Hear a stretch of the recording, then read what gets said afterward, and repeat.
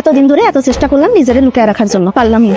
আপনাদের জন্য বের হয়ে আসতেই হইল। হতাশ, খুবই হতাশ। মেয়েগুলা কি বলে?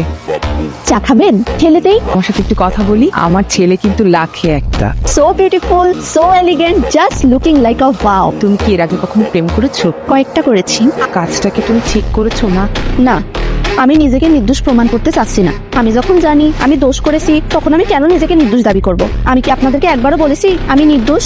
তখন আমার আবেগের কাজ করেছিল, বিবেকের কাজ করে নাই। বিবেকটা কাজ করলে পৃথিবীর সর্বশ্রেষ্ঠ আদালত হচ্ছে মানুষের বিবেক। তখন যদি আমার বিবেকটাই কাজ করতো, তাহলে আমি এত বড় ফাঁসের মধ্যে জড়িয়ে যেতাম না। তুমি লেখাপড়া কি করেছো? জি, কোথায়? প্রাইভেট ইউনিভার্সিটিতে। ভাগ্যিস আমার বাবা মার অঢেল টাকা ছিল না, তাহলে আমাকেও অনেক টাকা দিয়ে প্রাইভেট ইউনিভার্সিটিতে পাঠাতো অশ্লীলতা শিখাতে। আচ্ছা, মুরব্বীদের সাথে কি মানুষ এইভাবে কথা বলে? আমার ভুল হয়েছে। হ্যাঁ, আমরা ক্ষমা করে দেন। কি মেরে বাবা, তুমি এখান থেকে যাও তো, আমি তোমার মুখও দেখতে চাই না। তাহলে কি অন্য কিছু দেখাবো? Women.